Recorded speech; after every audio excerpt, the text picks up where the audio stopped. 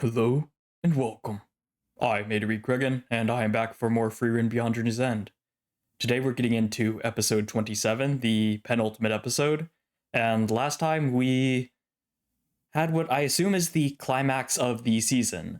Not the finale, obviously, but the climax, the moment where the conclusion becomes inevitable. Now, that definition doesn't quite apply as well here because I have no idea where the season's going to end. What I do know is that we got through the second test, which has been quite the gauntlet. It's been like, what, 4, maybe even 5 episodes? Probably closer to 4. But it's been quite the thing, dealing with these replicas and specifically Frieren, and by proxy of that, fighting against Frieren herself, basically, is such a cool way to round out the season that I don't know what these next 2 episodes will have, but I'm excited no matter what because they've fully sold me. I mean, they fully sold me a long time ago, but these last several episodes, this last core has just been phenomenal, and I'm sure, with no doubt whatsoever, that they will stick the landing because that's just what Frieren does. Now, for this comment of the day, we're going to do something a little bit different, and by that I mean I'm going to be responding to several different comments. It's almost a comment section of the day because I'm going to be responding to a lot of things I see like throughout my comments for this last video and clarify some things that I evidently did not explain very well. But before that, I want to get into the proper comment of the day, which is, of course, by Darwin Award winner. And don't worry about the first 2 parts of it if you haven't read it. It's definitely not the comment of the day because he said he agreed with a lot of my confusions and gripes. Definitely not because of that. Instead, it's because of a lot of interesting points he brings up. Shocker, I know, it's Darwin. So let's do this step by step then. One of the most important things I wanted to bring up in this prep is the implications of a lot of these comments and the misrepresentation I appear to have given about my own argument, since several different people have taken that from what I said. So I wanted to clarify things perfectly here. And Darwin's comment is a great way to do that for one of the biggest things. So let's talk about magic detection. And I'm sure you're probably tired of hearing me talk about it. It seems a lot of the comments, one in particular, it seemed quite, I don't want to say exasperated, but they quite literally said that I'm too hung up on this. So naturally, after reading something like that, I'm going to dig in because I talk about whatever I want on here. And particularly when it's a show that I have so few bad things to say about it, when I do have a criticism and one that stands up to people trying to talk it away, then I feel like it's even more important to talk about because it's so rare that I can like criticize something like this and actually keep that criticism strong and have it not be talked down. Again, like with the best example in my channel, the first major controversy I had, which was about the demons.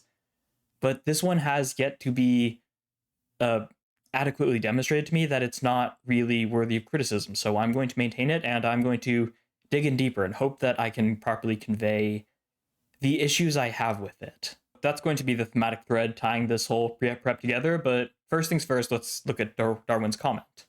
So he notes how there are prior hints that magic detection is an active process, but not any hints about her bad habit. Fair enough. And then he goes on to talk about how the source material is a manga, so it's difficult to illustrate an invisible momentary event with static pictures, of course, and when you don't really know how much time is passing between each panel. And he talks about how hard it might have been to show it and when it could have been demonstrated before because it's such a specific vulnerability. And as a lot of other comments point out, there aren't really anyone else other than Fern who could exploit it. And even then, like, she wasn't able to defeat Frieren with it, so it clearly wasn't enough. And this sort of like downplaying this point that it wasn't like this massive kryptonite level weakness of Frieren's, so it's not that big of a deal that it was explored in this avenue, is one of the biggest misinterpretations that, again, I attribute to my own lack of explanation because so many people repeated it, which is why I'm explaining it now here. So with this first part of the prep, I'm going to be talking about 2 aspects mainly that Darwin brings up. It hasn't been brought up before that Frieren has a weakness like this, and it really couldn't have been before because it's a very specific case. And also that it is something that they had to tell rather than show, right? Because I was looking for some sort of indication that could have figured it out, and there really wasn't any. It had to be explained through dialogue, through the experienced mages, noting that they saw when Frieren stopped detecting mana, even for an instant. Regarding the first point, I agree with it. Fully. There's not really a place where this could have been shown before that Frieren has this kind of vulnerability, and I don't think it's really necessary to either. It is oddly specific, not entirely, but it's very difficult to exploit, and you can't really think of many cases that it could have been presented before. Not that there aren't any, but that's not really the point. The reason why I'm bringing this up here is because that's not really what I'm asking for, and that's not what I think would have made this better. My main grievance doesn't actually lie in the fact that this vulnerability wasn't brought up before, or that it wasn't really hinted at before. As we've said, it's a very explicit, very specific situation, I should say. And that's fine. I think that's good. I think the fact that it is revealed here is perfect, because it is a climactic moment, and I'm hinting at this now because I'll get into it with the future comments, but my biggest gripe is where it was done, and also the prep work that was built into it, not the actual realization itself. But more on that in a second. For now, I want to bring up the fact that I don't really need for this vulnerability to have been brought up before, nor do I think it would have helped. Like I said, I think the reveal here was great. It's part of building up this climax and building up this reveal of Frieren's weakness as this second test is boiling to a high point. It's a great reveal in concept. Rather than bringing up this vulnerability in the past, I think what would have been a lot better is if we'd established that it is a common weakness, a common failing of inexperienced mages to stop detecting mana. For it to have been brought up earlier in the show, or the manga, that, oh, when you're casting mana, people can tell. Maybe, and I'm getting ahead of myself by bringing up this example, but what if while Frieren was training Fern, she was training her about mana detection, and it's just a quick 10-second scene of Fern trying to detect mana and stuff around her, and Frieren bonks her on the head with a stick and says, hey, you've stopped detecting, stay focused. Kind of like if you've seen Demon Slayer, the total concentration constant, where Tanjiro is constantly breathing and using his water breathing. Something like that. To strengthen Fern's ability to detect mana, she's just doing it constantly. And whenever she stops, whenever she has even a momentary lapse in detection, Frieren comes over and, hey, I caught that. And you can even point a little attention to it. And Fern be like, how did you know? Frieren's like, hey, it's something that we can actually detect. It's like sonar. Maybe she wouldn't say that exactly. I don't think they have sonar in this world, but you get the idea, right? Bringing up the idea and planting the seeds in your head, in the viewer's head, that mana detection is an active process, and that plants the seeds that this is something we can use in the future, right? We can do with it. Because if it's just passive, then it's still useful. When it comes to suppressing mana, oh, suddenly the detection doesn't work. But if it's an active spell, an active process, all of a sudden, as we see with this climax, it's a two-way street that the author can play with. Oh, they can play with, oh, you can't detect them while you're detecting, but we can also play with the idea that, oh, it can be a weakness. If you stop detecting, or if you start detecting mana, people around you can tell and they can exploit that. That's a really cool expansion of the magic system. One thing I maybe didn't praise enough in the previous episode is how much I love this idea that mana detection is like sonar. It's an active process. That is so cool. It's just that we didn't have the seeds laid beforehand. And I'm mixing my metaphors there. We didn't have the tracks laid beforehand, right? The seeds weren't sown. So this is coming out. There are several different reveals coming out at us, making it impossible to see in hindsight. It's only something that you just have to take with the exposition, in the sense that, oh, we're learning, hey, this is Frieren's weakness. She stops being able to detect mana for a second when she's casting. We also learn, oh, people can tell when you stop detecting mana. We also learn, oh, it's a common thing inexperienced mages fall for. We also learn, oh, only experienced mages can tell about this. And we also learn why Frieren does it, because it's embarrassing, and other implications of that aren't explicitly told to us, but all of those prior things are basically foisted upon us all at once, and none of it, if not most of it, was not hinted at beforehand. So there's no moment of, that makes so much sense, of the pieces coming together, right? I'm not saying this had to be like a mystery novel where all the pieces were set, but something as simple as inexperienced mages stop detecting mana for a second when they're casting magic.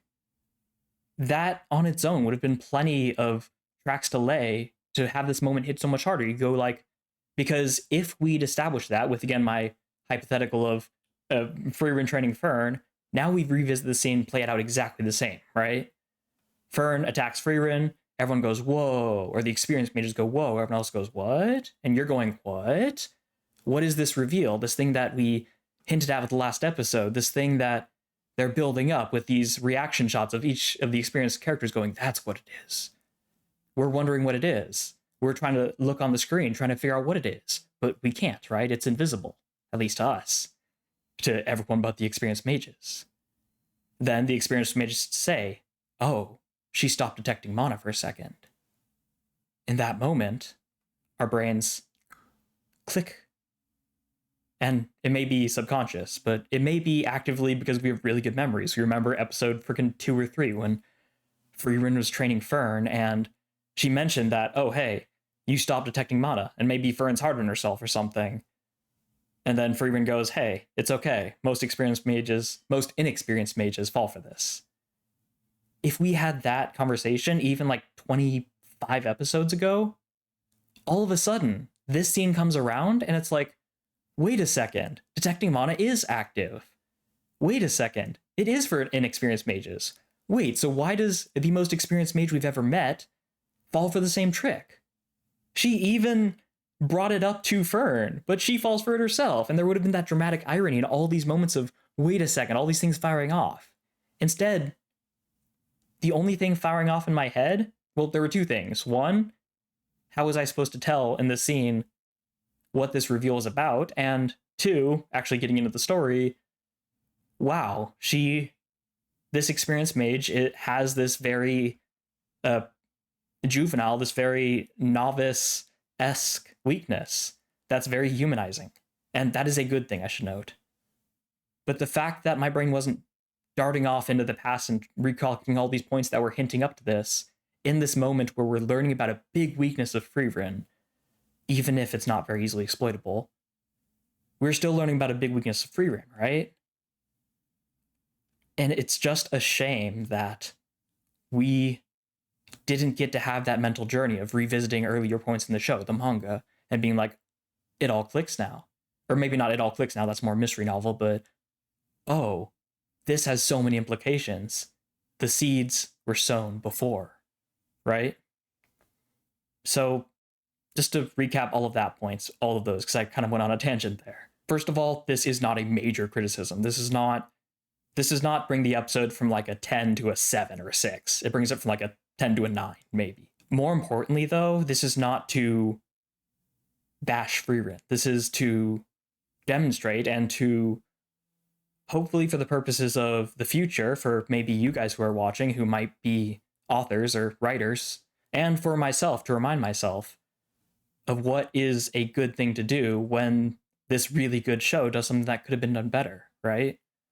That's why we shouldn't be afraid to say bad things about shows that are really good. And I'm getting ahead of myself. I'll get to that in a second. I'll revisit that topic, which I've talked about before in Frieren, if you watched all my reactions. I'll get to that in a second with another one of the comments, but I just wanted to bring up those ideas. Now, the other thing I wanted to talk about with this part of this comment of the day is, you can tell this is going to be a pretty long pre-op prep. The idea of show versus tell. And I say show versus tell, not show don't tell, because in my mind, show don't tell is generally bad advice. It's misleading advice. It's great for people who are just starting out as a way to sound very sharp and very pointed and very intellectual, but it's really bad advice if you actually like take it to heart, as a lot of people do. And it's because of that that I find it a bit of a shame that a lot of people seem to assume, or seem to have picked up the idea that I was criticizing it for being told rather than shown. Again, I blame myself for this, since a lot of different people picked it up on their own, presumably. It was clearly a failure of communication on my part, not on their part. Which is what my clarification here is about, right? This isn't about me, like, defending myself or getting defensive or shooting you guys down or saying you're wrong. This is merely me clarifying. And the thing I'm clarifying here is that I don't mind that this was told rather than shown. Not one bit. Darwin points out that you can't really show something that's invisible and momentary in a medium, a manga, that is not very time-oriented, right? Is static. And that's fine. And I think there's nothing wrong with characters explaining something that is a revelation. I think most things should be like that. Nor do I think it's an issue that they explained it, but there wasn't anything to see. Like, if you rewind, you couldn't have seen it knowing about the explanation in hindsight. Like, that's... I assume that's what he's responding to, is the fact that I may have implied that, oh, it should have been shown and told, so that when it was told as the reveal, you could look back and be like, oh, it was shown. I mentioned I was looking for something. And I should have clarified better that when I said I was looking for something that like could have shown me that weakness, that wasn't the criticism. That was just me explaining my thought process and what I was doing when I was watching it. I don't think it's wrong for it to not show anything. I think it's fine to do full telling and no showing, or minimal showing. And honestly, that's really all I've got to comment on here. I could go deeper into show versus tell if you wanted me to, but I don't know if that's really the point here, and this is going to be enough to talk about before the episode already, so I'll leave it at that and just say I'm not criticizing it for telling rather than showing. In fact, generally, as a piece of advice, I think show, don't tell is pretty garbage. So I think this is fine. I think this is just a clarification needed on my part, that when I said I was looking for something that showed it was happening, that wasn't the criticism I was laying. That was just me explaining my process. So I'll leave it at that, I think. I'm actually going to bounce around a little bit, and I'll revisit Darwin's comment to comment on this other stuff. Mainly because, for the sake of bouncing around, or I'll be bouncing around for the sake of staying on track. Because I really want to talk about this monodetection thing and really hammer home and clarify fully why I find this to be a criticism that holds weight, that holds water, right? After all this, all these people, after I think this is now the second episode where people have left comments trying to explain why it's not really that big of an issue. And I just want to clarify my point on why I disagree and why I still disagree. So for this part of the prep, I'll be responding to a little bit of what Airwave has to say here. And I was originally going to respond to his first comment, but I think there's a little more interesting things that can be said here. Ironically, though, it's from a single sentence. There's not a whole lot of detail in here that I wanted to reply to. It's really just the first sentence of the second paragraph here. Is it that much of an important revelation? It, of course, referring to the weakness of Frieren, the lacking of detection mana for the split second when she casts a spell. And I would say no. I would say it's not an important revelation in the grand scheme of things because, as we've discussed, it's not something that's easy to take advantage of, or virtually impossible, and it's a very specific scenario here because not only do we need somebody to fight Frieren with the goal of beating her and the ability to beat her, but we need someone with the ability to take advantage of the weakness, right? Like, basically only Fern is the only person we know who is fast enough and familiar enough with Frieren, and as we noted in episode 26, Frieren underestimates Fern.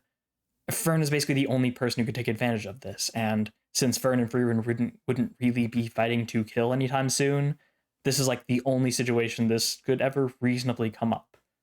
Now, it could be explored further in the future, which is why it's a good reveal fundamentally, but no, it's not that much of an important revelation in the context of what's happening right now. The reason I take enough issue with this execution of the weakness of Frieren is essentially summarized in two main points. One, audience expectations, and two, the weight of a climax. So with the first one, I don't think it's going to be breaking any ground to mention that by this point in the story, the writer Yamada has built up a lot of expectations about Frieren, the character, right? Frieren is the Saitama, basically, of this story. A Saitama that grows, admittedly, and that learns a lot of new things and reflects on her past and develops a lot, and builds a lot more relationships and has a lot more emotional moments than Saitama. I'm not saying that Frieren is Saitama, obviously. My point is that Frieren is this overwhelmingly powerful, almost tension-reducingly strong character. Well, not even almost, tension-reducing. When Frieren is fighting somebody, there is basically no tension, right? Because we know Frieren's going to win. The only tension comes from the fact that other characters could die. There could be other consequences besides Frieren losing. So Frieren is this infallible character, not in character, but in power, ability. This is not a bad thing, obviously. One Punch Man, at least the manga, is an incredible story, and there are no shortage of other examples that an incredibly powerful and overpowered main character does not make a story worse for it. It's all about how you use it, right? So it's certainly not an issue that Frieren is as powerful as she is. However, what comes with it is the expectations of the audience.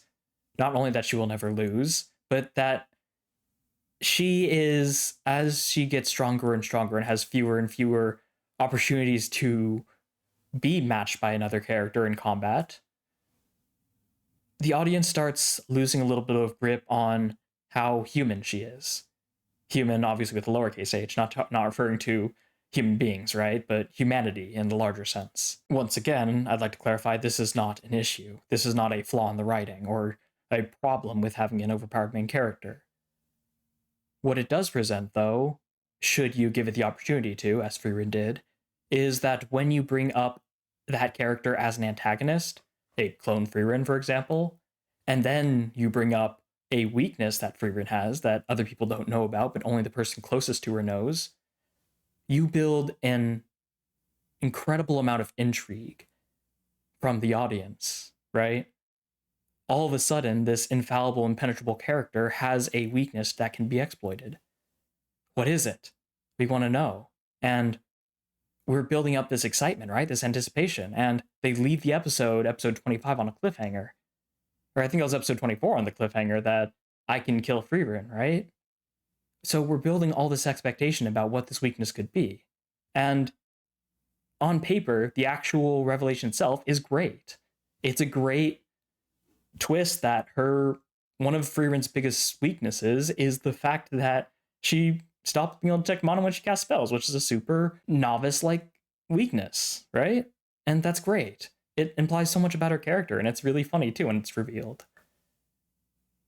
But with all the audience expectations it built up, when the audience goes back and thinks about the past, like I mentioned earlier in the discussion, we realize that there wasn't really anything that built up to this. It just kind of is. Now, I wouldn't go as far as to call it a deus ex machina, nor would I call it an aspel. I don't think Yamada wrote himself into a corner and had to do this to find a way out. I'm not saying that at all. I'm just saying that it's a lot less engaging, a lot less satisfying when the audience can't go on that journey.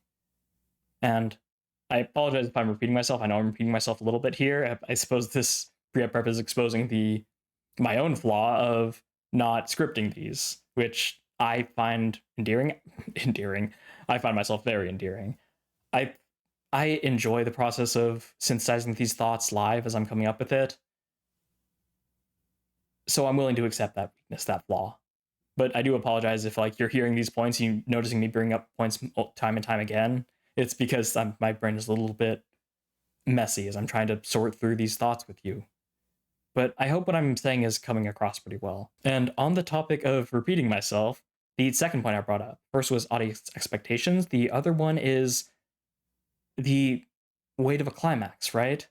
Not only is this a big moment that we're learning about a weakness of a character that for most of us, had all but given up trying to find a weakness for, learning about a weakness for, this is the climax, effectively, of the season, of the second test. Probably not of this entire arc, because we still have the whole third test, but it is a huge moment. Even if you take out the anime and say it's just the manga where this isn't the end of a season, it's still a very big moment, right? We're fighting an enemy Frieren. It is a climactic scene. So if this revelation had happened, if this reveal had happened, say, in the first test, or really anywhere else, maybe 12 episodes ago, it would have been a lot less jarring, and I would have had a lot less of an issue with it. But it's because it is in this climactic moment, this far into the story, that I find it a little bit underwhelming. Again, it's not the content itself, it's the context.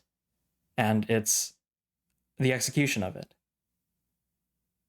And this part I will repeat myself intentionally because I can't say it enough because I feel like there's already going to be comments about it. This is not a deal breaker for me. This is not something that will honestly even change my rating of the show one bit.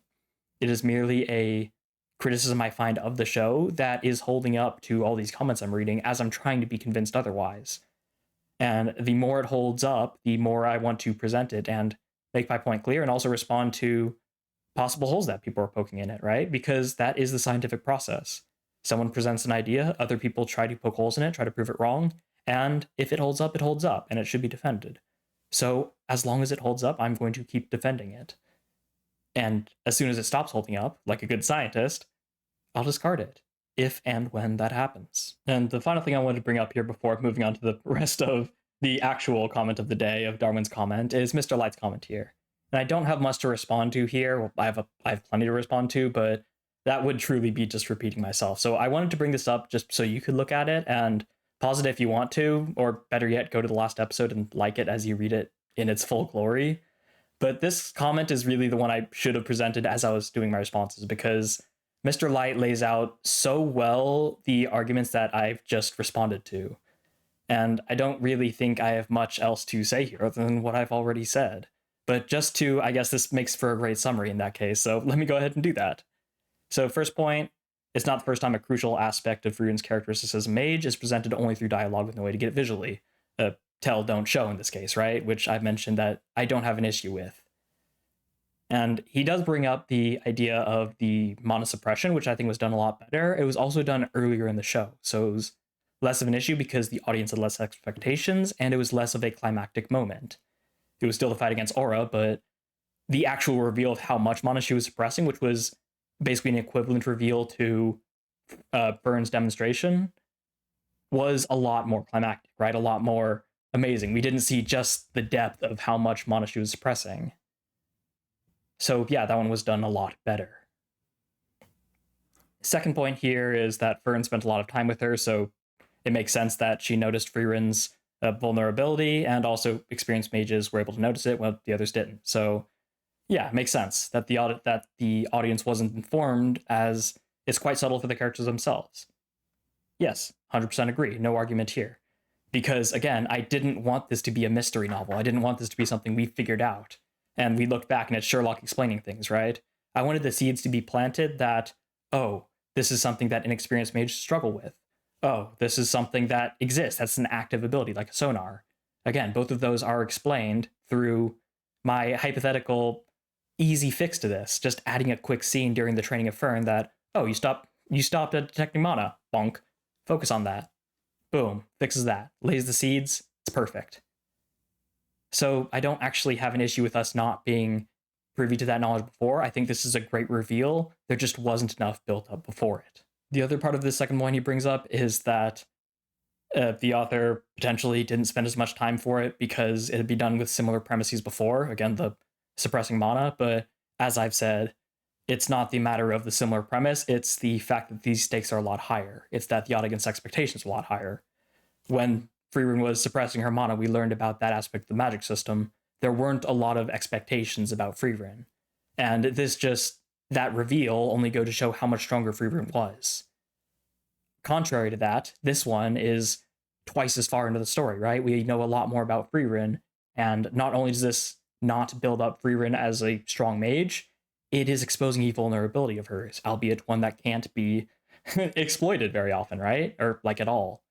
It's still new information for the viewer, and compared to the monosuppression, it is in a completely different direction, which is why this is so different. And Mr. Light is wondering about this and is presenting the idea that the author might not have because of this. So I'm not going to respond to Yamada directly, but if that were what Yamada was thinking, I would say it would have been better to flip it and put more attention into building up the reveal of this reveal rather than the monosuppression. Finally, with his point 3 here, like he says, it's not that big of a deal because the fact that this is a weakness of Frieren's, it barely even is, so it's not something that's really going to be used later in the future, which I agree with, that's fine. Monosuppression is a lot more important to the story and important to the magic system, and when it comes to like who can exploit it and what you can do with it. Again, my issue is not that this is a big deal and it was not played off like that. My issue is that this was a climactic moment, this was audience expectations building out a weakness of Frieren's, and it wasn't sown beforehand. Sown, I shouldn't say that, it sounds like shown. It wasn't built up enough. There weren't enough seeds sown in the past. So it's entirely about the context and execution, not about the reveal itself. With all that being said, I wanted to wrap up this mini essay about Frieren's mana detection with a positive, actually. A positive courtesy of, you guessed it, Mr. Light. He notes how the point of the reveal is less about exposing a weakness of Frieren, like something that maybe an antagonist could use in the future, and more about showing why Fern could specifically do it, why she was equipped for it, and, again, as Light says, answering the question that ended the previous episode. Why is Fern somebody who can kill Frieren? Why was she able to make that claim? The answer, of course, is that she's uniquely qualified, right? And she, having known Frieren, knows about this weakness. So it's a perfect storm of, I can kill Frieren, which is a great answer. And again, there's no criticism I have here. I think this is just a great point. It's a great point that the purpose of this scene, of this revelation, is to build out the relationship between Fern and Frieren, to show that Fern is perfect for this. And as we'll see later, with Zenza talking about humans replacing elves and like becoming this powerful, this is perfectly in service to that, right? Because it shows how powerful Fern, this young human, is, and how capable she is, and how much potential she has for the future. So yeah, in the context of like the story and the themes being developed, it's perfect, no notes. And I think that is something that is very positive about it, which I think is worth noting because I've done nothing but basically bash it. So I wanted to make it perfectly clear that there are many positives to this, and it's really great. I'm mainly just pointing out the negatives because it is frankly a breath of fresh air from a show I can basically do nothing but praise otherwise. So on that note, yeah, if you do have comments about like, and you want to continue this discussion, you still disagree and you think it's a great scene, that my criticisms don't hold up water, you're stupid. But show me why you're stupid in the comments of this video. I shouldn't say that, that's so mean. But really, if you do want to continue this conversation, please do so. I would love to continue building this out. Or better yet, I would love to not. I would love for you to bring up a point that shoots holes in my argument so much that I abandon it entirely, because as someone with a scientific mind, that's what I look forward to. I look forward to being proven wrong and expanding my knowledge and appreciation of things. So if you think you're up for the task, go ahead and do it. Maybe you'll be in the next pre-up prep.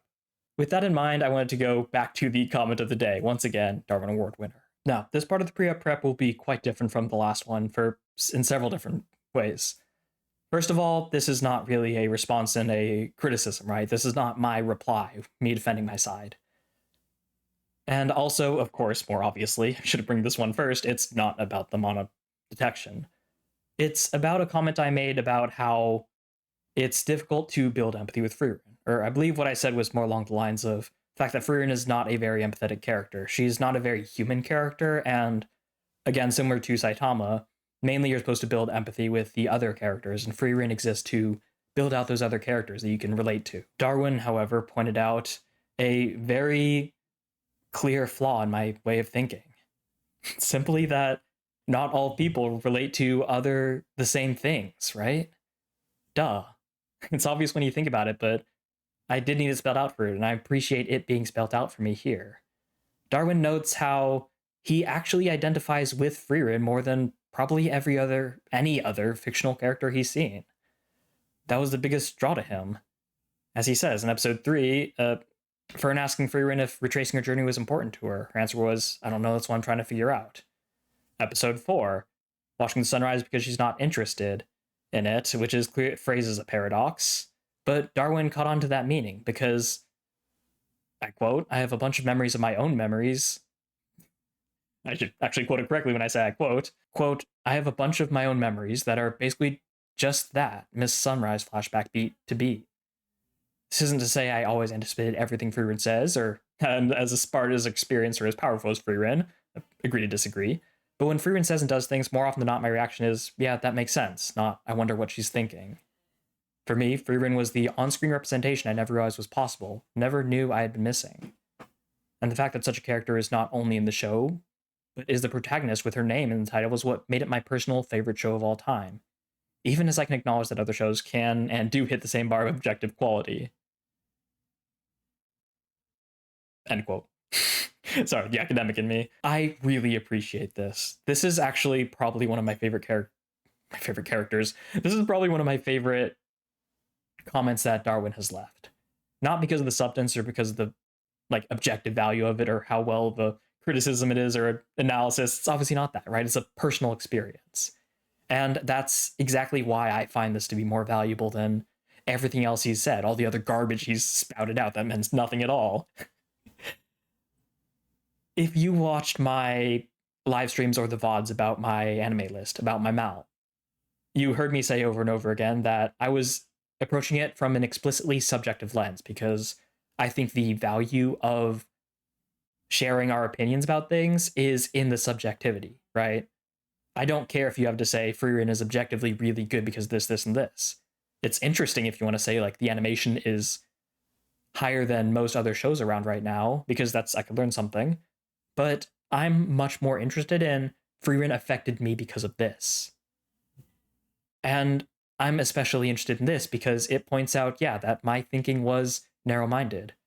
I'd noted how Frieren was intentionally designed to be difficult to relate to be distant, cold, and not particularly human. And that was a poor explanation on my part. That was not only poorly phrased, but something that I stand corrected on. Frieren doesn't relate to me very much. God, how many times am I going to do this? I'm going to keep all these in.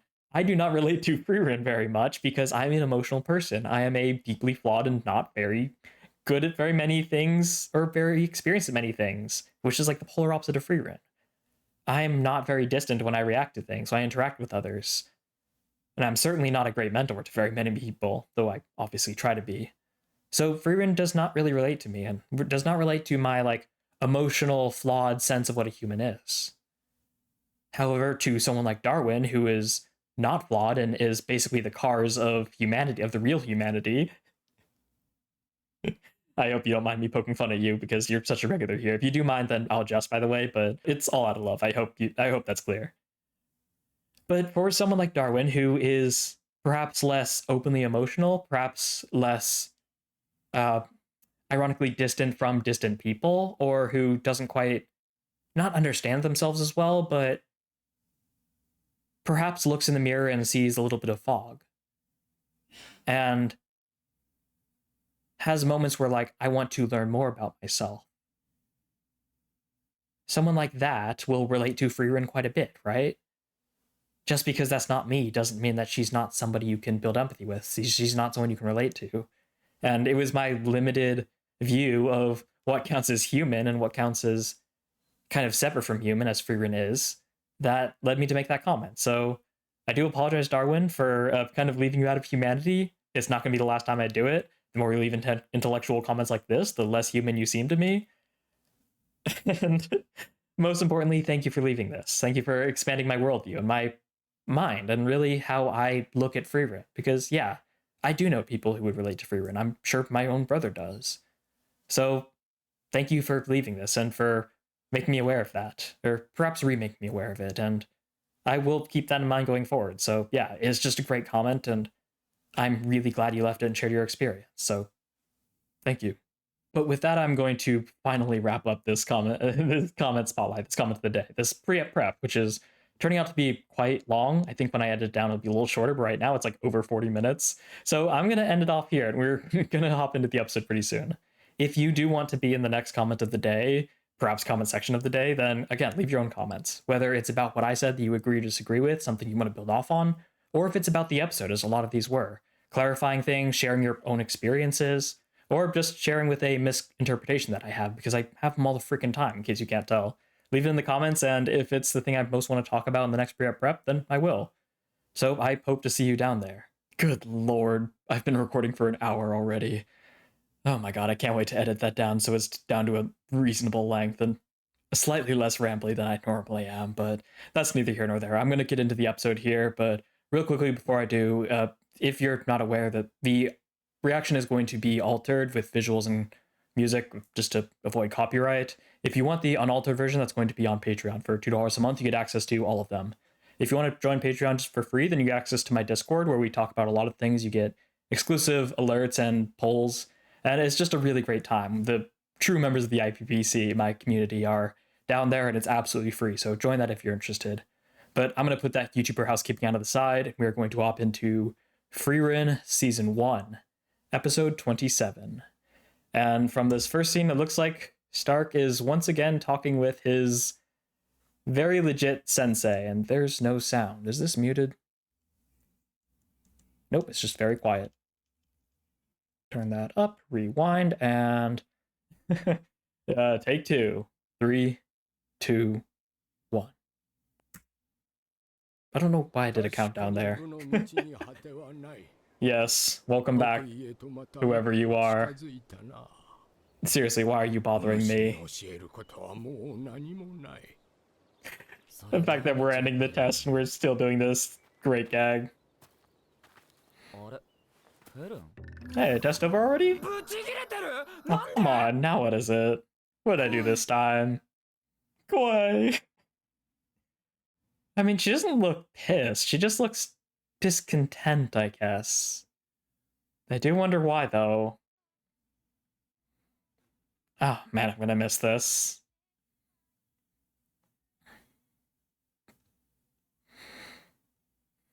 This is really frustrating. I really hope the new season isn't like this, but I've got a strange suspicion it will be because it's so recent. If you notice that the audio filter on this keeps changing, assuming you're watching this on YouTube, it's because this song and really the song and the ED are really, really hard to avoid copyright on, basically. The detection on it is really, really strong, a lot more than a lot of other things I've seen. So it's almost impossible for me to avoid it completely without just muting it, which I might honestly do, as it was really funny putting that distortion on the last one. I'll probably just mute it for this one, though, because, I mean, it is kind of a mood ruiner to have that ridiculous, admittedly funny distortion, but I'll probably just mute it from here on, because I'm kind of tired of trying to repeat upload it over and over again, trying to make sure that YouTube won't like claim it. I'll probably just mute it from here on, which is such a shame. I really like leaving it in there, but I guess it can't be helped. But that's neither here nor there. Let's get into the era of humans. Oh, you got to be the mediator again. Interesting. Is it about the third test? Or is it about another thing that's just not really relevant to anything? Oh, it's about the staff breaking. I remember that. I was so sad. So what was the... Oh, but it's got sentimental value for you. You've had it for a while, right? Just not that simple, right? Oh, it was my fighter? She's had it all this time. Wow. Yeah, that's not gonna be so easy to replace.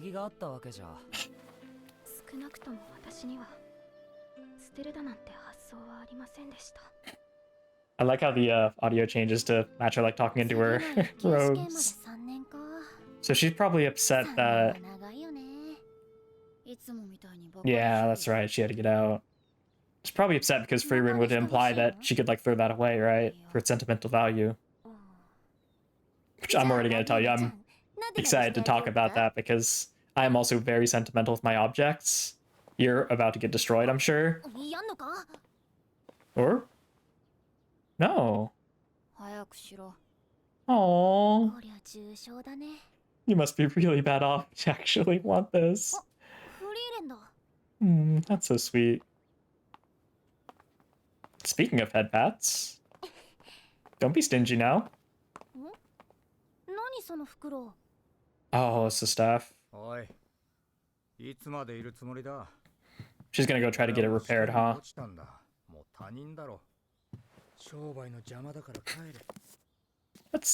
Don't be so cold. Yeah. And why are you here? Always munching on her donuts. Ageru. Adorable. Yeah. There was an interesting comment that was also brought up that it may very well have been intentional that Clone Senza kept avoiding fatal blows while also doing things that like also takes them out, right? Because shot through the torso. Which is a really interesting idea that was intentional on the clone's part. どんな最悪な気分でも人は食っていくために働かなければならん。そうか。Make a living no matter the mood, huh? 落ちたのが俺でよかったんじゃないか。I guess to a certain extent that's true. 電源、お前みたいな老いぼれに3年もないかもしれないからな。That's grim. He's not that old, is he? I guess in this world. You never know. リヒター、お前は本当に生意気な若造だ。It's been a while since he's been called young. 目的のためなら弱者を足毛にすることもいとわない。とても褒められたような人間ではない。Come here to lecture me? I had a feeling there was a but. Because you see yourself in there? That was cool.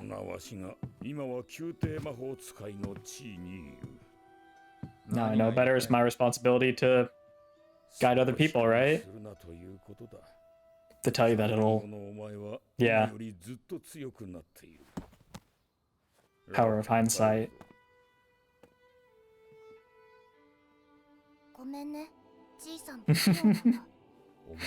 Does his best. Adopted grandchild.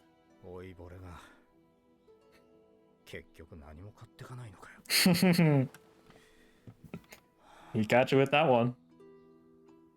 Ooh, that's cool. And now, Frieren? Yeah. Got something I'd like you to repair, please. 町の人たちに聞いて回ったんだけど、ここならどんなに壊れた杖でも修理できるんだよね。見せてみろ。That's pretty broken. まさか杖なのか？こんなゴミをよこされても困る。ゴミじゃない。That is a lot. 多分。Taboon? Come on, Frieren. 少しは気分が良くなっていたが、お前のせいで最悪な気分に逆戻りだ。俺にだって仕事を選ぶ。 What a crazy thing to say to a customer. But admittedly, yeah. Even from my perspective, which is like not knowing anything about this, that looks bad. Is that so? I just said I didn't want to do it. Okay. I see you, Richter. I see you.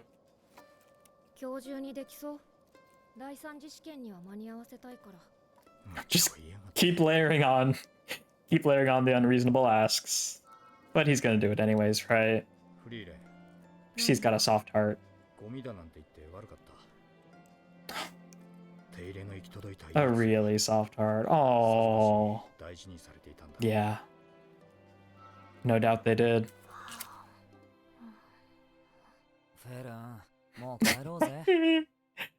Oh, and a good meal can't fix. そんなの俺だってわかんねえよ。やめてよ、俺に当たらないで。だからさ、分かろうとするのが大事だと思うんだよ。フリーレンは頑張っていると思うぜ。And that's all you can ever ask of anybody, right?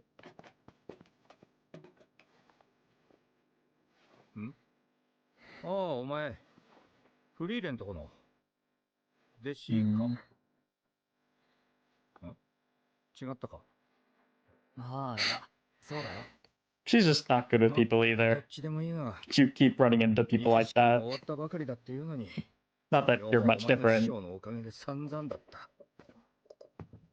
いっそのこと慎重してくれた方がこっちも儲かるってのにな。Oh, that's so cute. That's so adorable. And the fact that he was able to figure that out too.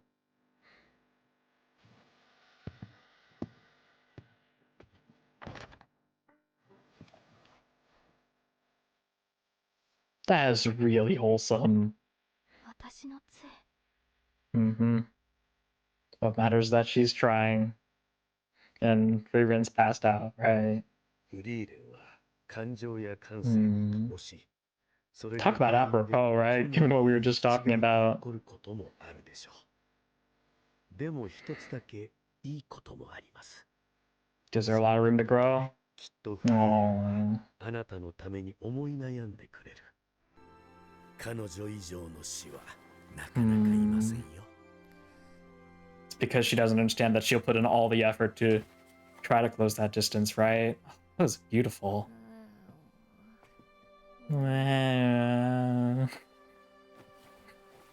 She really is a phenomenal master.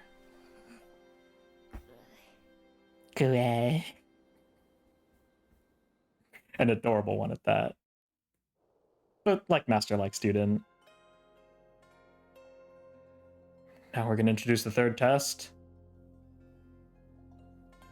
Which either something's gonna happen or that's gonna be a second season, which is... I kind of hope that's the next season because how horrible that must be for everyone who had to wait all that time. Brutal. Unless something's about to just go wrong and like the proctor died or something. Okay, here we go. Unless it's just like an episode long test.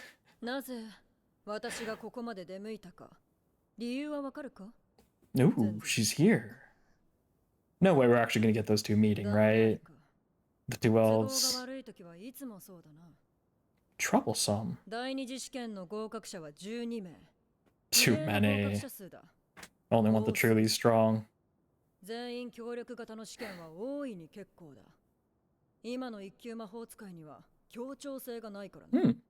She recognizes that. Interesting. There's one who's too powerful? I mean, I wonder who she could possibly be talking about, but what do you mean by that?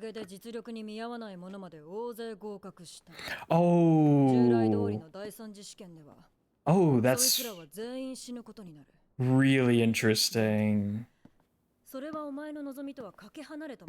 Oh, that's really interesting. I definitely have to talk about that after this.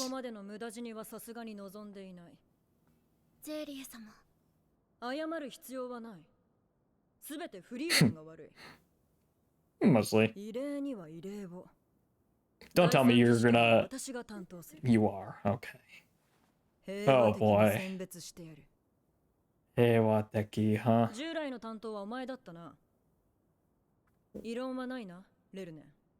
Lernen. ゼイリエ様のわがままは今に始まったことではありませんから。それに私はフリーレン様を試すような器ではありません。 He does look to be around that age. 彼女は魔力を制限しています。 Oh, really? 絶大な魔力です。ゼイリエ様に匹敵するほど。Oh, then we get to see Seria's, which is also most likely suppressed.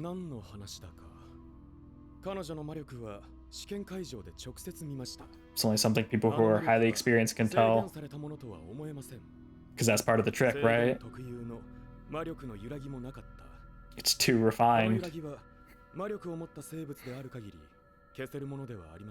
That's interesting. It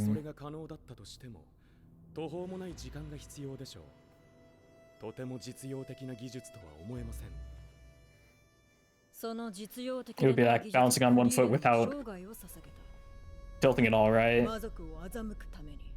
Mm-hmm.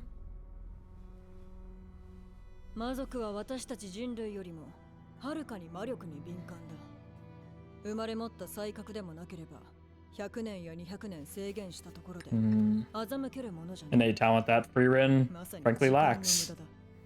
But the one thing she has is time. 別の鍛錬に使えば何倍も強くなれる。非効率極まりない。 But Frieren's not focused on getting strong, is she? She's focused on slaying demons. 熟練の魔法使いの戦いにおいて相手の魔力を見誤るというのは死に直結しかねない。 Mm-hmm. Of course, yeah, it's not to say it's a bad skill at all. But yeah, given she's over a millennium old, she min-maxed basically. She min-maxed. Which is another weakness of hers, right? Which is an interesting weakness. Oh, really? But Lernen was able to see it too. Oh. Interesting. Now she's suspicious. Or maybe suspicious isn't the right word, but yeah. She's got her eye on him. He became the first class mate. Really? それだけに残念でならん。これだけの境地に立っておきながら、追い先はもう短い。Like in the opening, right? Putting on the フリーレンと戦うことはこの先一生ないだろう。それがたとえ勝てる戦いであっても。Even if it's a battle you could win. What a claim. Oh, she took on him as a just like Flama, huh? あの子にも見えなかったか。私の魔力の揺らぎが。Yeah, because it's not that there's no fluctuations, right? It's that it's honed to such a point that you can't detect it. She sees straight through it. You could say that. Based on intuition. It's brought up in last episode too. Intuition. It's brought up with Yubel last time.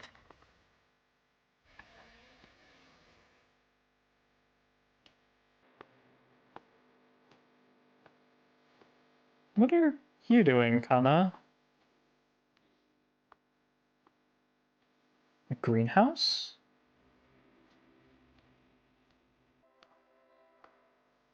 Why is Kana meeting with Serie? Presumably Zeria summoned her? Oh, she's calling in the people that she knows aren't strong enough, huh? Ooh. Something Lawina knows too. And imagining is the centerpiece of this world, yeah. Ooh. That is brutal. Yeah, so they just... Is this what the test is? Tell me this is just the test.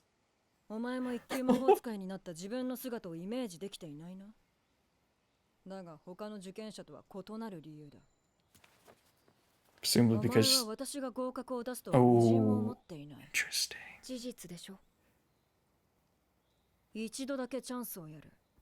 Tell me your favorite spell. Same one as my master. I love how, like, this wasn't like built up or hyped up at all. It's just a matter of fact that the two people are interacting now. The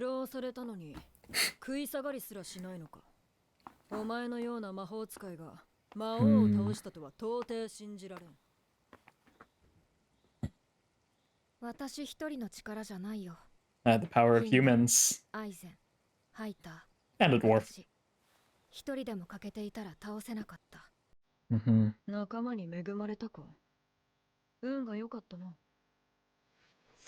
I sure was. Yeah.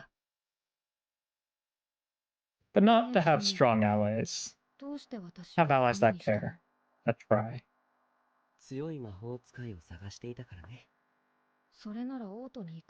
Okay, so why were you really looking for me?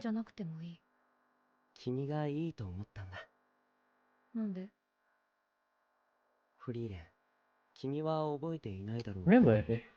昔僕は一度だけ君と会ったことがある。全然覚えていない。だろうね。子供の頃、森に薬草を取りに入った時、道に迷った。長い間、夜の森をさまよって、人生で初めて孤独を味わった。もう二度と村に帰れないかと思ったよ。その時、一人のエルフが人里の方向を教えてくれた。And you 本 remembered. 当に方向を教えるだけで励ましの言葉一つ口にしなかった。Just like Frieren. 子供心になんて冷たい人だと思ったよ。僕のそんな不安を感じ取ったのか、それともただの気まぐれだった Don't tell me she used her spell. That useless spell. 君は Yeah. 僕に Yeah. 畑を出す魔法を見せ Yeah. てくれた。 It's difficulty understanding humans, but because of that she tries so hard, 綺 right? 麗だと思ったんだ。生まれて That 初め is て so wonderful. 綺麗だと思った。 Oh, that's wonderful. Oh god, I love それ that. はただの偶然に過ぎないことだけれども、ヒンメルたちと出会わせてくれたのは That 先 had 生 me が教えてくれた brought me with all those people and made me so lucky. それからゼーリエ、 Aww. フェルンも同じように不合格にするつもりだろうけれども、多分それはできないよ。 Really? あの子はゼーリエの想像を超えるよ。 Like me, he'll 人 underestimate 間の時 her. 代がやってきたんだ。 Ooh. Quite the title drop. 何が想像を超えるだ。私の魔力を見て立ちすくんでいる。 Does it 他の though? 受験者と何ら変わらん。 Is this gonna expose the weakness of... Yeah, she's probably just in awe, right? It's not fear. お前、何が見えている？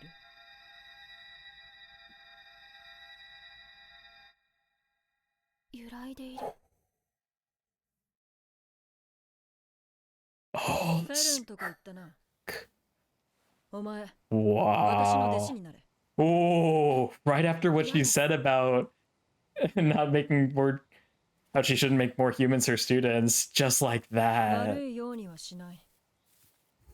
私ならお前をより高みへと連れて Don't tell me this is gonna be the next episode. 未だかつて魔法使いがたどり着いた Fern having to choose between these two. I mean, it doesn't have to be. She could just reject it this episode, but sounds like an interesting conflict of sorts. I wonder if that'll be the finale here. そうですか。 Or maybe the finale will just be something else entirely. ゼーリエ様。 Because there's not really much to think about, right? This isn't really a question. She's gonna stick with Frieren, obviously. Because that's more important to her.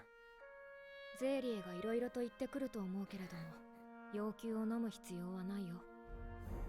私がゼーリエに何を言っても不合格になるように、フェルンは何を言っても合格になる。 No matter what you say. だってゼーリエの Wow. 直感はいつも正しいから。 Bring back the intuition.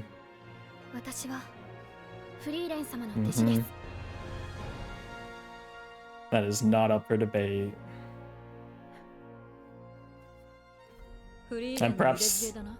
perhaps that in itself was also a 私は test. 有望な魔法使いを見逃すほどバカじゃない。 She's got conviction. 合格だ。 Is she gonna be the only one who passes? 次。 Maybe Denkin too. But that's not what matters. What matters is that that was an incredible episode. That was a phenomenal episode. That...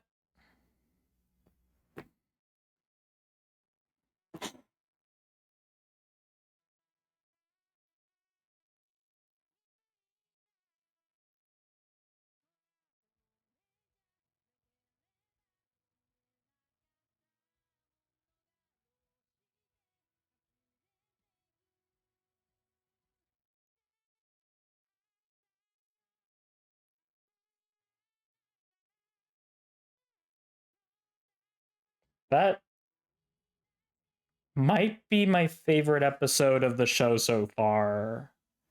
It might be. I'm not sure yet, but it actually might be. That was really good.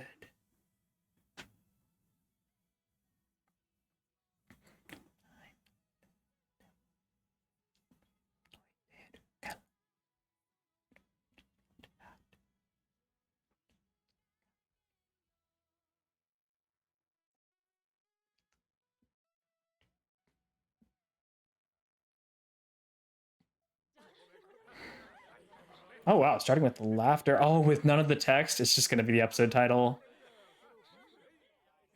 じゃあまたね。 That was exemplary. That was a really good episode. And really cool how different that preview was. They didn't have all the different text, they just had all the laughter, presumably the celebration, because I guess the tests are over now, because that was the third test, right? So I guess now we're just celebrating and we're getting ready to move on to the next step.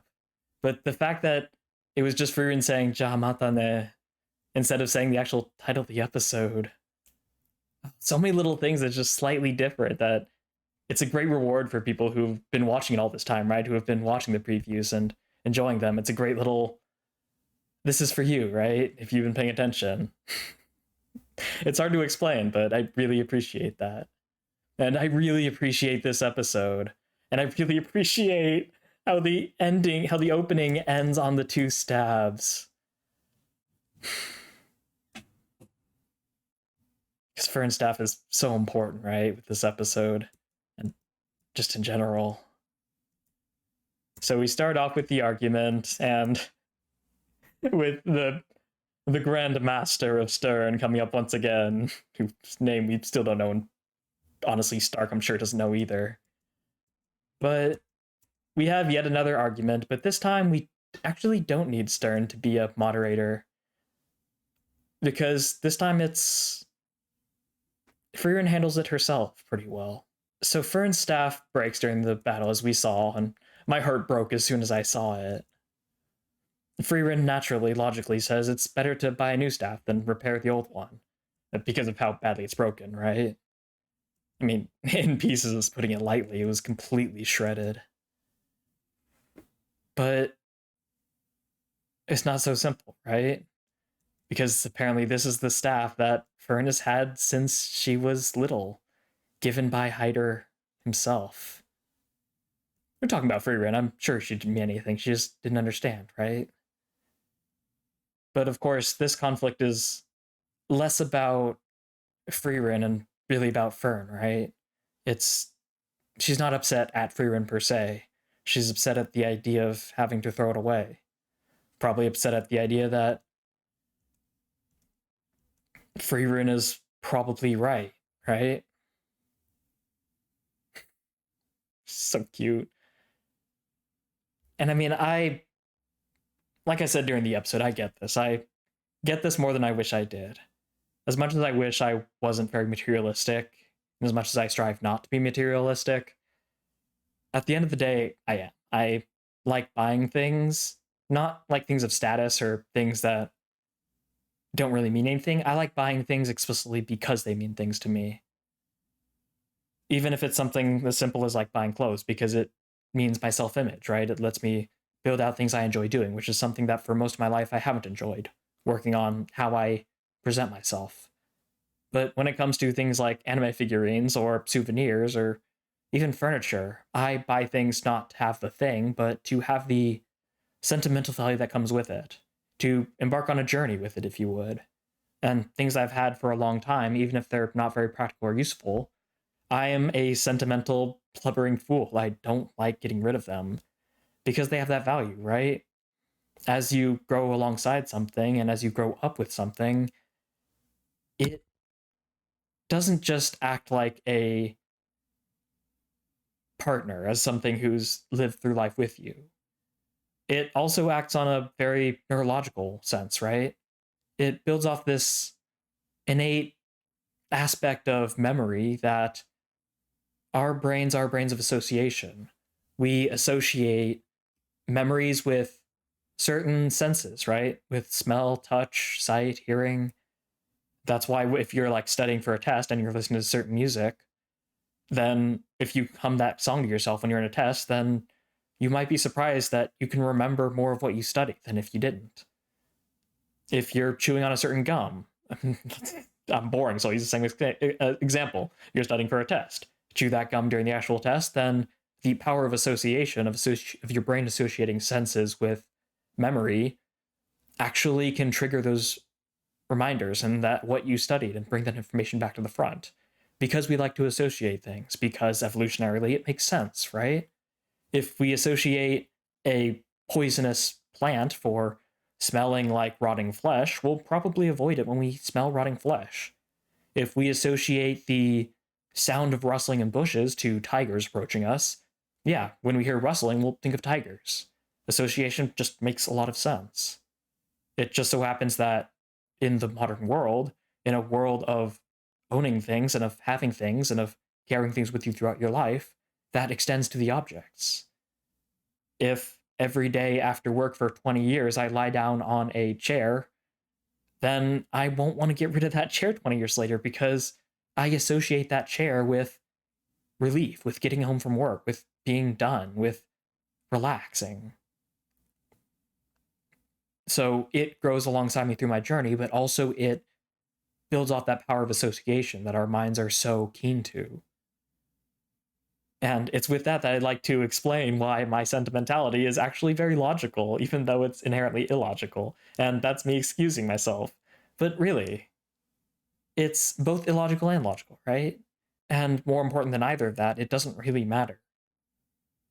Does it? It doesn't need to be logical. It can be. I just explained ways that it can be logical. It makes sense. Maybe not logical, but evolutionarily, but it doesn't have to be. Because it doesn't need to justify its existence. It can just be sentimental. It can just be a reminder of my life, of something I've carried throughout my journey. And I realize I missed an opportunity to tie back into the show when I talk about association, because looking at this, right? Fern got it from Hyder. The association with this staff is Hyder, the person who gave it to her. Every time she holds that staff, she probably visualizes him, and she remembers him and the things he's told her and how he's raised her and saved her. The power of association. And it's because of that, yeah, Frieren probably doesn't mean harm, right? And I'll explore this in a second when we get later into the episode, but the real pain point here isn't that Frieren is insensitive or that she just doesn't get it. The pain point is that Frieren is bringing up the idea of throwing this away, right? Again, not necessarily callously, but just in the sense that Fern probably subconsciously blocked out the idea of getting rid of the staff because it means so much to her. Frieren, though, doesn't have that same association. Sure, she has probably at least some of the sentimentality of seeing it, of associating it. She has probably some association of that staff with Fern, but she doesn't have nearly as much sentimental value, and we don't know if she has any because she's an elf. We don't know how elves experience things relative to humans in this respect. What we do know is that Frieren is not the one who held the staff, right? So already we do know that she wouldn't have this sentimental value. So yeah, she's going to mention throwing it away because it just makes sense. Which is why I like this line so much. Because it would have been so easy to call it a day and say, I'm upset at Frieren because she was callous enough to, or thoughtless enough to mention I should throw away my staff. I'm upset because she just doesn't get me. But Fern doesn't say that, does she? She instead says that what's upsetting her is the idea of throwing it away. Again, it's not that Frieren said it, it's the actual content of what she said. I don't want to think about the idea of throwing this thing that's precious to me away. She brought up this idea, so I'm upset at the idea. And because of association, bring it all full circle, I'm upset at Frieren by proxy, right? And maybe there was a little bit of, I never would have thought of throwing it away. She did, so how dare she? So I'm sure there's at least a little bit of that, but I think you get my point. The real problem is that, yeah, I don't want to think about this. How dare you make me think about this? Putting things a bit extremely, admittedly. So we get some lovely head pats for Lawina, and then we get into a quite an interesting conversation between Denkin and Richter. Richter, ever so practical. I failed the test. Our relationship no longer means anything. You're interfering with my very busy business. Get out of here. Oh, but I'm here as a customer. Well, customers buy things. You want some treats? Customers don't give me treats. Could have happened to anyone. You were unlucky. Of course, he takes it personally. I wasn't strong enough. It's my own fault, even though it's really not. I may seem fine, but I'm in a terrible mood. Yet you opened your shop. Denkin, you may not realize this, being a probably retired Imperial Mage, or Imperial Mage who, for all intents and purposes, could retire. Or probably just because you're wealthy. Maybe you're wealthy enough and you don't have to worry about working for a living. But peons like me have to work to make a living, even when they're in a bad mood. And, like, I mean, Richter's real for this, right? Richter's so real for this. I mean, anyone who's worked and, like, lived paycheck to paycheck. Actually, let me stop that idea. Because I was going to say, anyone who's worked paycheck to paycheck understands the idea of it doesn't matter what my state is, I need to go to work. But actually, in the modern day, we have benefits, right? If you're sick, or if you can even call in sick, you don't have to, like, present medical evidence of being sick. You can call in sick, right? You have 6 days. 6 days. You have sick days. And yeah, you can use that if you're in, like, a really bad mood, if you're really busy. And that's a really nice accommodation. As an American, I'm sure that other places that are more reasonable to their workers, it's an even nicer accommodation. But at least we get that much. But in this world, they probably don't have that. In our world, in, like, these earlier medieval times, they didn't have that. That workers' benefits are more of a more recent thing. Admittedly, coming with the rise of the worker-crushing system of capitalism, but that's a whole nother rant for a whole nother day. Probably over a Pokemon stream. Point is, at least in this case, you have to work, right? You have to work through it. And it's a very masculine, very stoic mindset that is a little bit flawed, but is also very true and is very real, like I said. Because you can't just decide you're not going to work the next week because you're having a bad time, right? And women who go into work, right? They have their periods. They can't just use sick days to get through those times. They have to work through it. There is... Stoicism often gets a bad rap for being this, like, outdated, very emotionally suppressing mindset, and a lot of that's based on misconceptions about what Stoicism is, but the actual idea itself has a lot of positives and negatives, right? There's a lot of benefits and a lot of strength, a lot of pride that comes with not being controlled by your emotions, with being able to bottle it up temporarily to get what you have to get done, to get the job done, to work. So yeah, I respect that. On the other hand, of course, historically it's been pushed to an extreme, right? Where people are too stoic for too long, and we end up having generational trauma and people who can't express themselves, and an entire gender who is now struggling with sense of identity and with sense of expression because of stoicism, effectively. Not to put all that on stoicism, but goods and bads, right? But overall, the statement is real. I respect it. I respect it. I think it lacks a little bit of taking care of yourself, and I think to a degree Denkin catches on to that, but I respect it. I respect the grind. And then, sure enough, this conversation, as most do, goes into the perspectives of time, right? Which is a good segue into what Denkin is really here for. The next first class mage test will be in 3 years. A decrepit old man like you may not even be around 3 years from now. Probably. Don't agree with that. You truly are an insolent youngster. Have no qualms about mistreating the weak in order to achieve your goals. Your behavior is hardly praiseworthy, and yet I feel no hatred for you at all. Probably because I was once an insolent youngster, too. It is interesting how... At first I was wondering if, like, this was showcasing him as a younger version, and then when it flips down it goes to the older. But no, it is just his reflection, right? It's a kind of a cool effect that just showing, like, this part of his face makes him look younger, because the beard ages him quite a bit, and you can't see a lot of the wrinkles quite as well. But the idea is the same, right? The idea that I was like this in the past. And these attributes, which I, looking back, despised in myself, and that you are displaying right now, isn't something that really bothers me, because I'm where I am now, right? And it's a really great perspective from Denkin's it's a really great perspective from his perspective.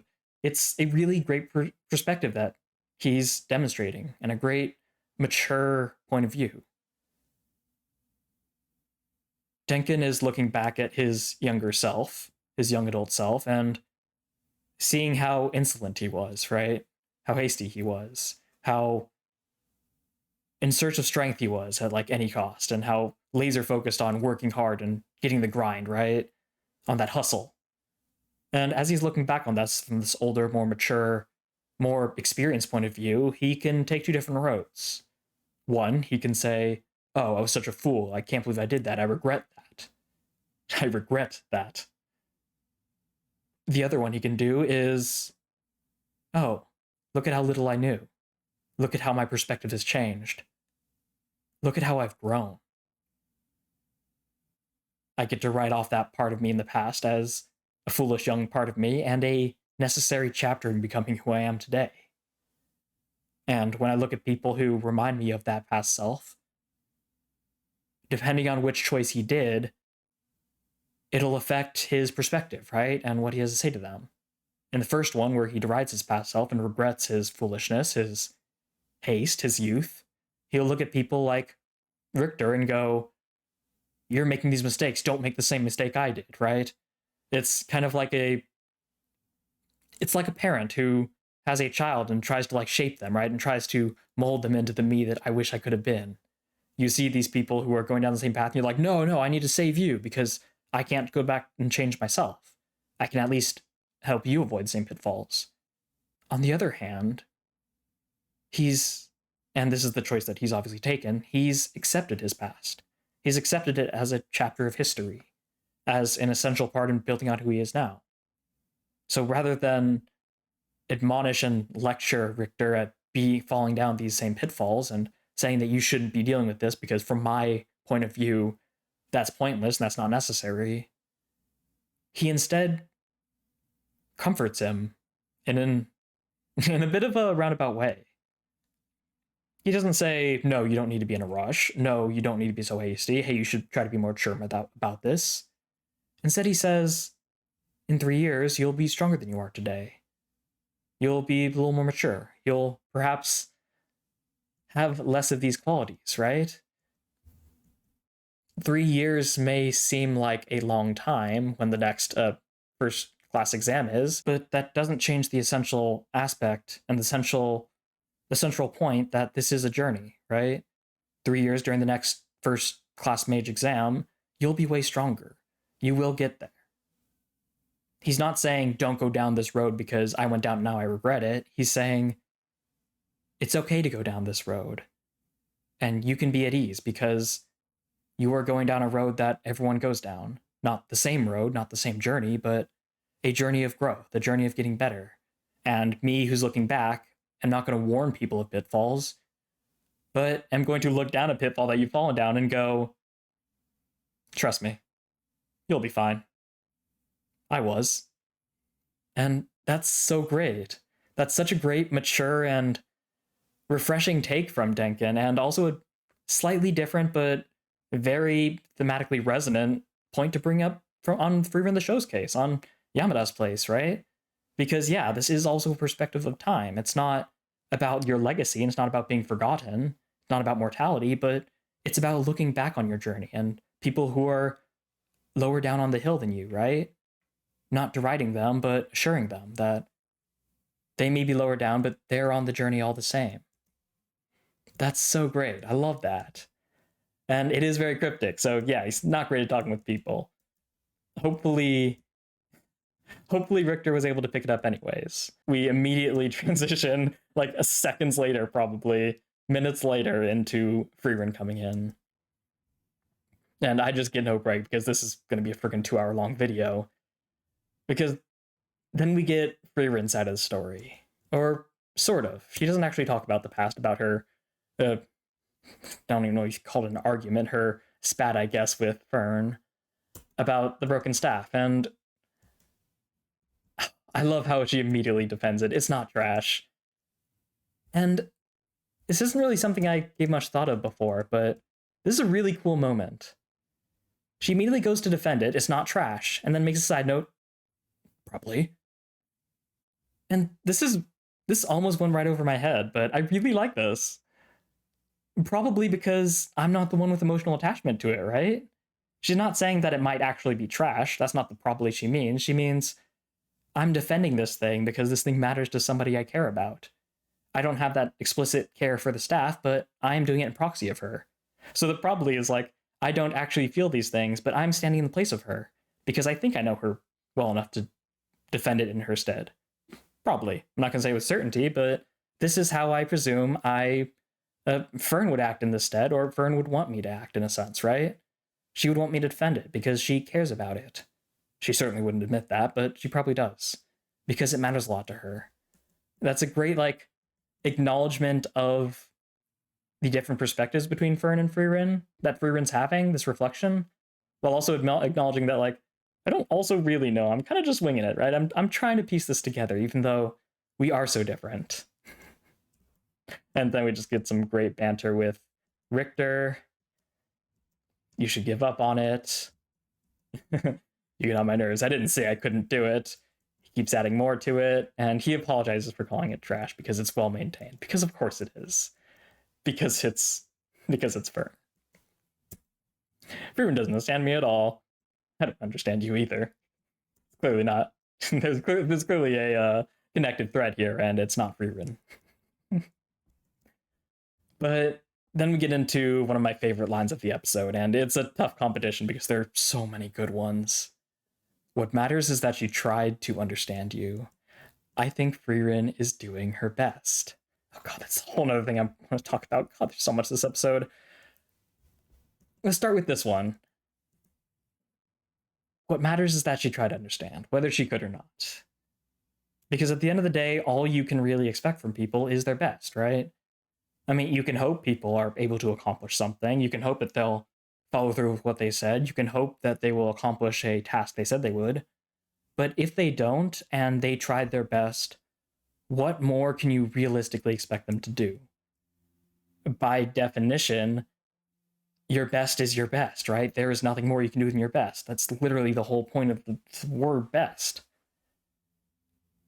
And what really matters here, and why I want to talk about it, is because this benefit of the doubt is so hard to give, right?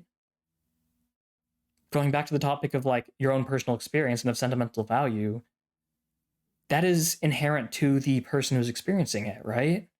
It's so easy to tell yourself, I'm doing my best, but it's so much harder to accept that other people are doing their best because, well, for several reasons. For one, because you can only experience your own best.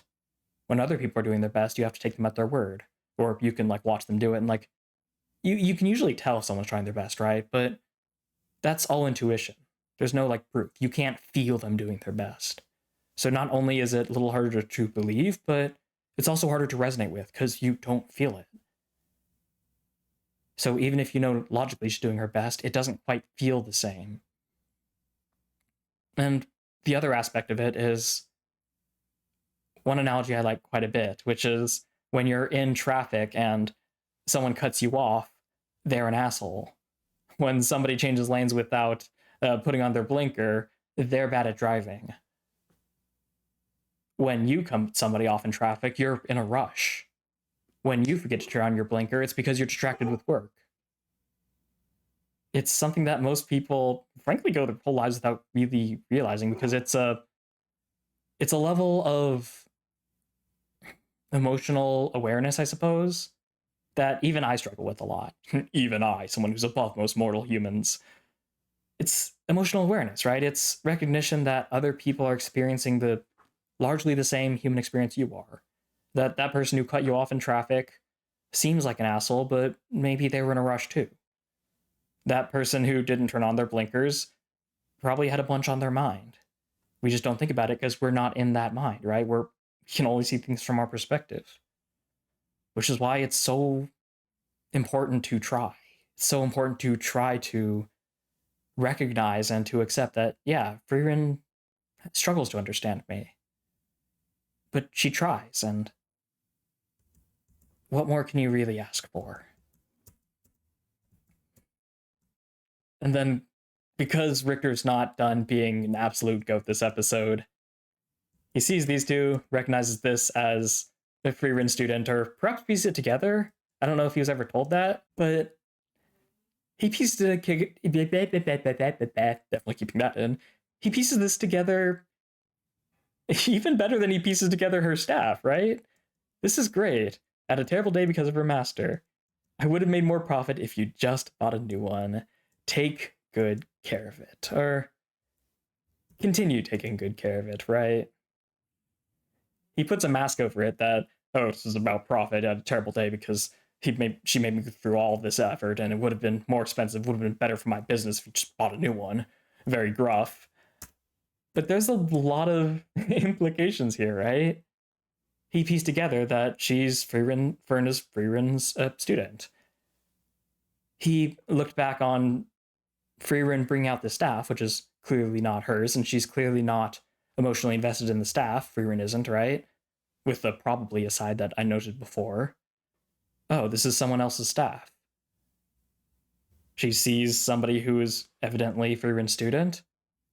Huh. Somebody cares about the staff that's not Frieren, and Frieren really wants this to be protected. Oh, this must be her staff. And that on its own is really cool.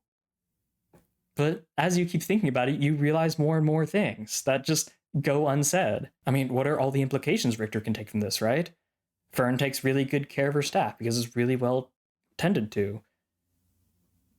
Frieren cares about her students' items because she brought up the staff to defend it, she brought up the staff to have it mended and then defended it when he called it trash. There's so many different inferences that Richter makes, and none of it is said out loud, but Richter is gruff. He's also quite cognizant, isn't he? And this is just another great example of it. And I just really appreciate that. There's so much showing, not telling. After I had this whole bit about how show don't tell us bad advice, this is a great case of why it was such common advice, because it's so effective when used in the right circumstances and used well. And then revisiting this topic yet again. Frieren has trouble understanding humans. I'm sure it will cause difficulties and disagreements. But there is one good thing about it. Frieren will worry and care about you just as much. Few masters are better than her as she falls over, just because Frieren is a very earnest person, right? She's very honest with herself, and from the way that she emotes, when she does emote, she emotes very openly, right? She's not afraid to be herself. She's not afraid to recognize her strengths and her weaknesses. Why do you have this basic weakness that inexperienced mages have? Because it's embarrassing. So when she clearly is aware that she doesn't understand humans very well, right? I mean, she went on this journey to understand humans better and to understand her own experience with humans better. That's why so many of these episodes are about these flashbacks, right? About her journey, because she's reflecting on it and trying to gain a new awareness and appreciation for it. She's a very earnest and reflective person by nature. So of course she's aware that she doesn't understand humans. And what does an earnest person do when they see weakness, a shortcoming of themselves? They'll put all their effort into remedying it, right? They'll close the gap of ability with effort. Few people are going to try as hard to understand you, because people who just naturally understand you, maybe because they're human or maybe because they're not Frieren, will be less aware of when they don't understand you. Somebody who habitually has trouble understanding you will always be trying to understand you better, right? They will always be trying to do it better. They will always be finding ways they can improve and ways they can understand you better. It's like Deku with quirks. You've seen My Hero Academia. Because he wasn't born with a quirk, he has an appreciation for quirks in general that changes how he interacts with them. And, oh, what a great perspective.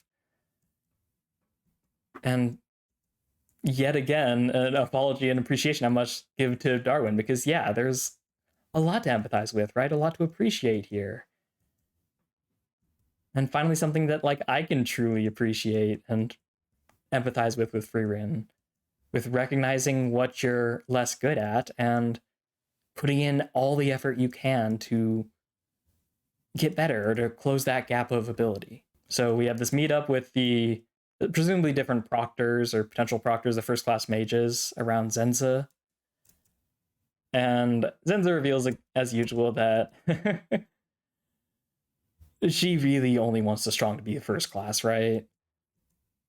And the issue isn't actually that there are too many people who pass the test. The issue is that most of them, at least in her perspective, don't deserve to, right? And again, this is really cool, showing, not telling, or not even that. It's just, there isn't even really shown. It's implied. It's implied storytelling. Because she doesn't explain why Frieren being strong led to a lot of people passing despite lacking the strength. And initially I wasn't going to comment on this because, like, it's kind of obvious, right? Without her strength, they would have had to fight against really strong enemies, and that's true. But then I thought about it more, and I realized things probably wouldn't have been that much more dire without her, would they? They wouldn't have had to fight a clone Frieren without her. The clone Frieren wouldn't have been there. Oh, they would still have to fight the clone Zenza and the clone Denkin and Fern, except not Fern, because Fern wouldn't be there either. But they did that anyways without Frieren, didn't they? So I have two different angles I'm trying to attack it from. I'm trying to do it at the same time, which is why I'm like stalling here mentally. From her perspective, from Zenza's perspective, Frieren kind of carried it, right? She defeated the biggest enemy there. She defeated the actual Spiegel and defeated all the clones that everyone was fighting. That makes sense. But in reality, without Frieren, all those fights that we saw happen that Frieren wasn't a part of probably might have still happened anyways and would have played out basically like they did. Frieren didn't really influence those. And Zenza probably would have been the strongest. She probably would have been guarding the stuff, and we probably would have had a similar fight. If Yuba was still there, she would have killed Zenza, and they still would have passed, right? Which is why I'm so tug and pull here, and you can probably see my brain try to formulate this into thoughts. The point that Zenza's making, that Zeria is making, that she's probably looking at this from, is that Frieren piggybacked a lot of people. And maybe that's true. There are people like Kana who definitely aren't ready to be first class, right? She's strong, but not that strong. At least not strong enough to be Zedia first class mage. But without Frieren, people probably still would have been carried, right? Again, if Zenza clone was the strongest one, then Yuba would have been the one carrying everyone else. So this isn't actually Frieren's fault necessarily, but I do understand where she's coming from. It does make sense that this test is a little flawed in that sense. In the sense that innately, if they work together, people will be carried. Yet there's one last aspect to this that I can't let go of. That's the part where Zenza isn't all at fault here, because of this comment. A typical third test would kill all of them. Now, I don't think we know what the typical third test is. Maybe it was the one that Yubel sliced in half. Maybe it was that, but it doesn't seem like that would kill you. It seems like you would just fail it. Presumably we don't know what this third test is. It seems to be designed with the idea that the first test is about being in groups, right? Working in groups. The second test is about testing your ability when you're not assigned as groups. How are you going to get through this thing? You can cooperate or not cooperate as you desire. And then the third test is actually testing your strength, seeing how resilient you are, whether you're able to survive, whether you're able to probably do things on your own. Perhaps a tournament arc. Probably not, though, because that wouldn't kill all of them. I think the real issue here isn't Zenza's test. I think it's a great test. I think the bigger issue here is the system they've designed, the second and third test working together. The second test inherently being a test that people will piggyback off of. The third test clearly being something that kills off the people who piggybacked through no fault of their own, right? It's not like Kana and the people who aren't ready to be first class were lazy and were like hiding behind Frieren's back, right? It's not their fault. It's the fault of how these tests are designed. And she kind of misses out on that, which is very understandable, but it's really interesting little nuance there. It's all Frieren's fault, of course it is. And it will be a peaceful selection. My first thought was Cap. But she's actually right. It's probably the most peaceful test that we've ever seen. And then we also get introduced to this person who apparently was yet another student of Zedia's, similar to Flamma, Lernen. Willfulness is nothing new. Besides, I could not possibly test her. I could tell that she's suppressing her tremendous mana just like yours. And we learn about this fluctuation, about basically a little bit more detail about the mana suppression. I don't remember if this was mentioned before, the fluctuations. I think it might have been offhand, but this is where we really delve into it. And again, it's a really cool expansion of the magic system. The idea that Frieren min-maxed her magic so much that realistically there was no point to. Like, for most intents and purposes, demons excluded, there was no need for her to spend so much time refining this thing to such a point, right? To where most people can't tell the fluctuations that are indicative of mana suppression. But she's not trying to just become stronger, right? She's not just trying to fool the people she'll likely end up fighting. It's a waste of time. It's inefficient. And yet, Frieren was so single-minded on slaying demons, part of which I'm just now realizing is probably to slay the demon lord, which Flamma effectively entrusted her to do. I think she did. I don't remember if Flamma actually mentioned it. She might have, or it might have been the prediction she had later.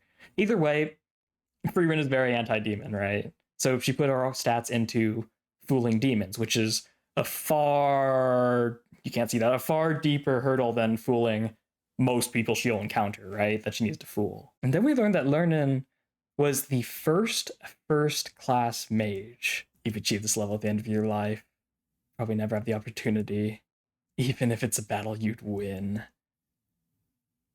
So he's the first class mage, and he's also one of her human students, her disciples, because of how disappointing they are. He reached such a level, could even surpass Frieren in many aspects, and yet is at the end of his life. The same disappointment she expressed with Flamma, right? The limitations of such a short life. So then we go through and just fail one after another, and we go straight into Frieren, which I really love how nonchalant this is, how anticlimactic it is. There's no big moment of music swelling as she walks into the test to finally have this reunion, right, with Zedia, which who knows how long it's been. I think Zedia said it's like all this time, and you pick this time to reintroduce yourself to me. But it's completely unceremonious, right? It's just fail. Oh, hey, Frieren, how's it going? And they're just talking, because why not, right? They're both elves. It's not like either of them are surprised to see each other here. So building off the fact that this magic in this world is a world of visualization, Frieren can't visualize herself being a first-class mage like the other test takers. But unlike that, it's because she is convinced, seemingly rightly so, that Zedia will not let her pass no matter what. And perhaps to prove her wrong, that's what I assume. I assume she's like, oh, you think I won't pass you no matter what? We'll see about that. And she gives her this little bonus test. Tell me your favorite spell. Field of Flowers, the same one as Flamma. How useless.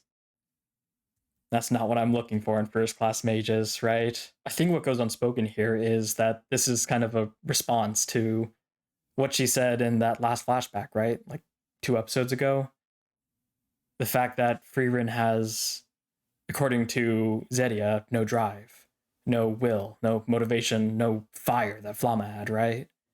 She has no drive to become powerful.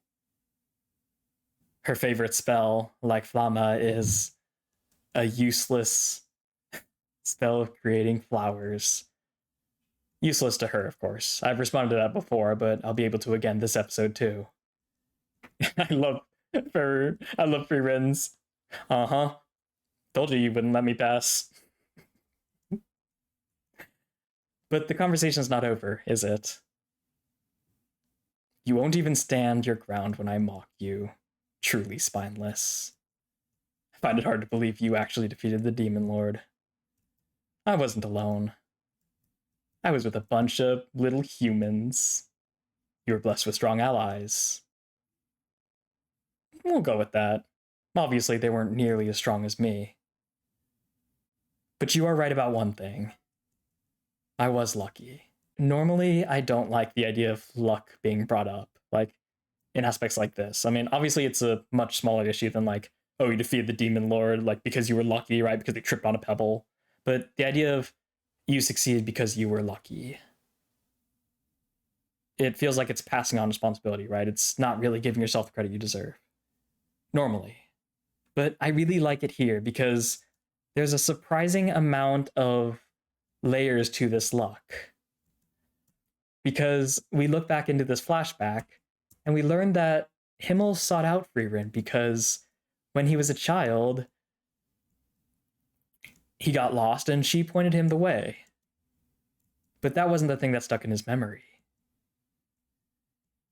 It was her cold affect that intimidated me.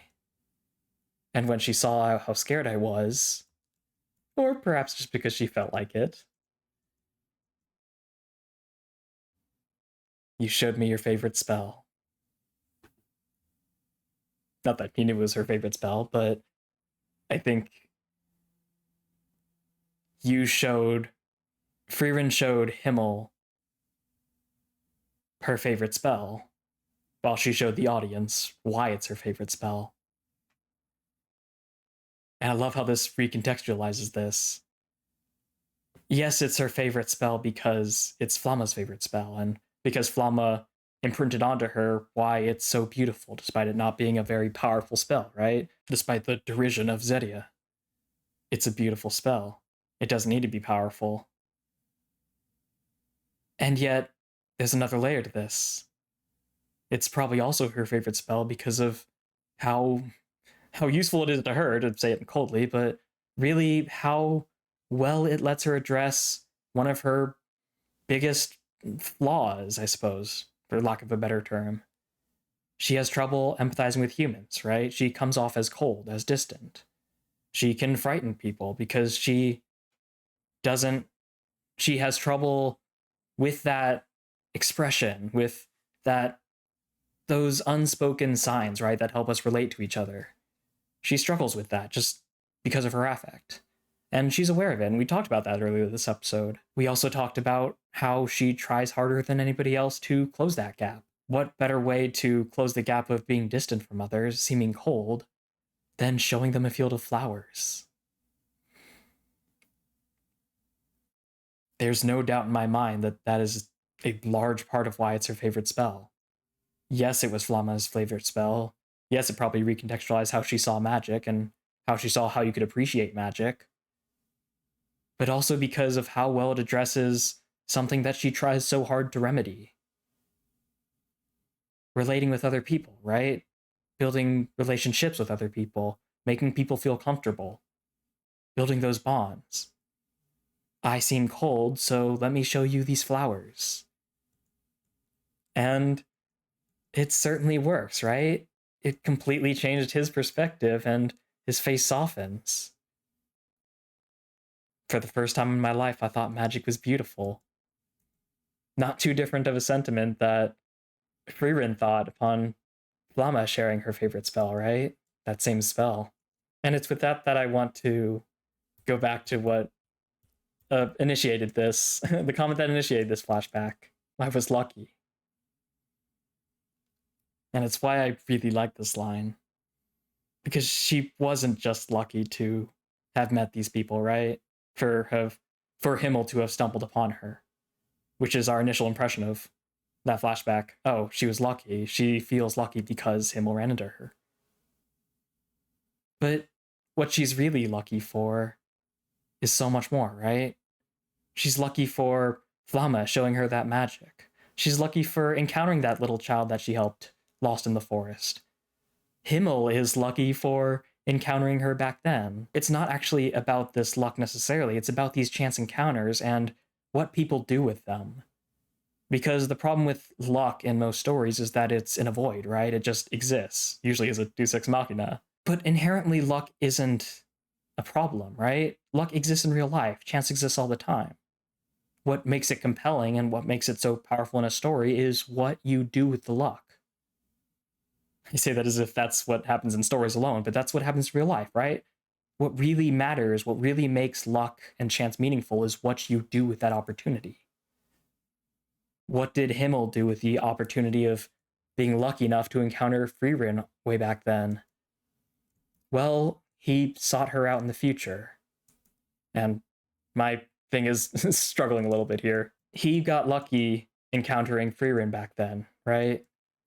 What he did with it was find her in the future and bring her part of her party. And it was that luck from his that made her, Frieren, get lucky in turn. And what did she do with it? Well, she ran with it. She defeated the Demon Lord. What comes around goes around. And I like that. I like that take on luck, on opportunity, and on what you do with it, right? Because it really is beautiful. And Frieren says it herself right here, right? One of many things she was truly lucky for. That useless spell that my master taught me. That brought me and my companions together. Oh, it's so beautiful. You plan to fail for your fern as well. But you're not going to be able to. I'm certain of it. Because it's the error of humans that you, yourself, warned of.